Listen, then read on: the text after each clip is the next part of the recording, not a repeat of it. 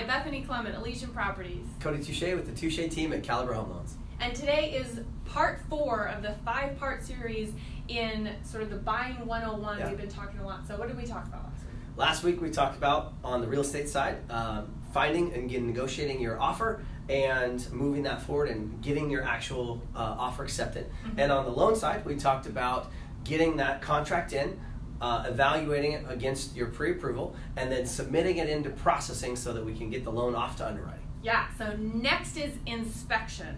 So in inspection is the next step in the real estate side. You might know an inspector that you'd like to use. They just have to be licensed and bonded. I do have a few that I work with that I can give you recommendations. And everyone always asks who pays for that inspection. Well, that is the buyer. The buyer pays for that. There's a couple prepaid things that the buyer will be in charge of before closing. An inspection's one of them. That price is usually determined on the location of the home, square footage, and that kind of thing. So they can give you exact, this is how much it's going to cost based on the address, based on the square footage. Yeah. And then we go ahead and schedule that. Usually that's about 5 days or less than 5 days after the offer is accepted, because you want to get in there, you want to find out pretty fast if this one has any major problems that you just want to walk away from and go to your next project or your next property. So we usually do it pretty quick like that. We schedule it, make sure that it's okay with the seller, go in, and the inspector's job is to go find those major issues. Anything that is just kind of like, ooh, nope, that's too much for me to handle. It is an inspector's job to find a laundry list of items. So don't be afraid when you do see a few items. That's normal. I mean, even new construction homes, I've seen still a few items on that as well. So that's not unusual. It's really a good idea as the buyer, whether it's your first time or your 20th time buying a home, to be there for the inspection. Yep. There's a few reasons for that. One, you get to see helpful things like, where's the main water shut off? Sure. I mean, here's the electrical panel, but any problem that's listed on paper is usually more easily understood if you see it in person. So seeing the items that the inspector's calling out visually helps you to see, is it a non-issue or is it a big issue? Because then once we have the inspection back, and usually that's within 24 hours of the next morning, the items will be listed out and you'll make the decision, is it time to walk away or do I want to move forward?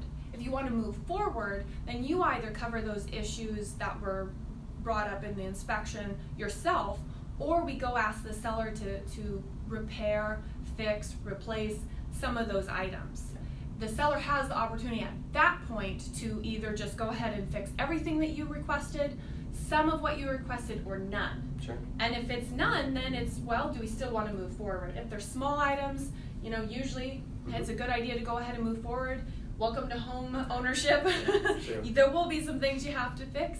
And however that looks, we'll go ahead and negotiate that, and then we can move forward in the process after the inspection. So those are just a couple things about inspection.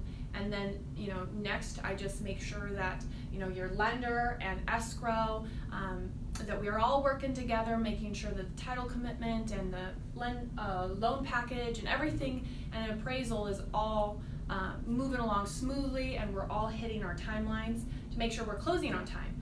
So speaking of appraisal, sure. Tell us a little bit about that. That's the next step in the loan process. We've got a conditional loan approval.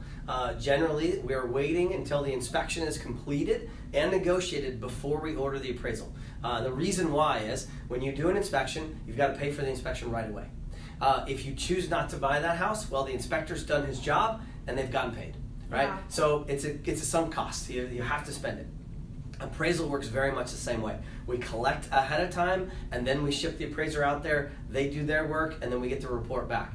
If you don't buy a house because of inspection and we've already paid for and done the appraisal, now you're out 2 things instead of 1. So we try to limit that. So once we've got the inspection negotiated, done, everything squared, then we order the appraisal.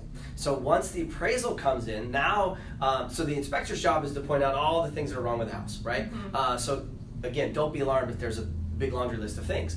That's part of their job. The appraiser's job is to go out to the property, look at it, make sure it's still there, one. Measure it for square footage to make sure that it kind of lines up with what the county has.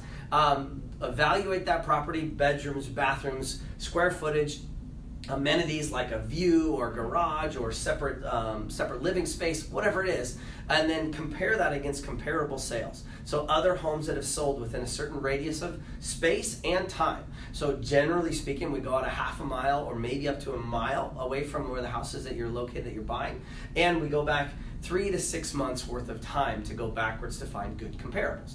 So if a home sold a year ago in the neighborhood down the road, that may not find its way onto our report. Right. And so so that's the appraiser's job, is to really iron out and make sure that you've made a halfway decent choice in far as value for that house, right? They will also measure it on condition. If the house is in really, really rough shape, then it may need to have some repairs done, even if you have done your inspection and the inspector said, hey, you really should fix those gutters. If they're falling off the house, the appraiser may call it out and say, hey, this house is not safe with these busted gutters. We need you to fix those before the house is financeable. That happens every once in a while. So once we get that appraisal in, we've got that in, we get it off to underwriting, we pair that up with any conditional items that we may have had on the conditional approval. So a lot of times that can be a letter of explanation for a job change or an address change, or if something doesn't quite match up on your pay stub or in your bank statement. If you have a large deposit, Aunt Jenny gave you $20,000 to help with the down payment. Cool, we just need to explain it. If you I had a client that sold a trailer the other day, and we had a $7,000 deposit that we had to explain. We had a bill of sale for the trailer. We had a NADA book value of the trailer, and we had the proof of insurance on the trailer to show that the guy had actually owned it. So that was an interesting piece that we have to validate, right? So we get all of the conditional approval items together, we get the appraisal together and the title together, and then ship that off to underwriting. Underwriting will give us one last approval, hopefully, and that's going to be our final approval. So now we've got final approval and we're ready to go to loan documents. Yeah, and so that's where we're going to stop for today, because next week we're going to talk about closing on both sides, how that kind of all wraps together.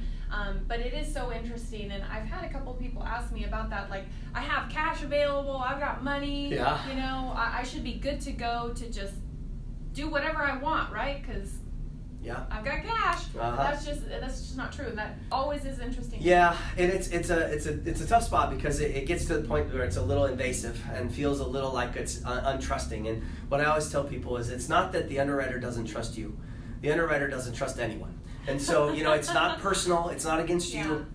There's guidelines that are written by all the governing bodies that are agreeing to lend you $300,000, $400,000, $500,000, maybe $1 million on a $1.2 million property, or $300,000 on a $315,000 property, right? So you got to think of it as we're establishing a partnership.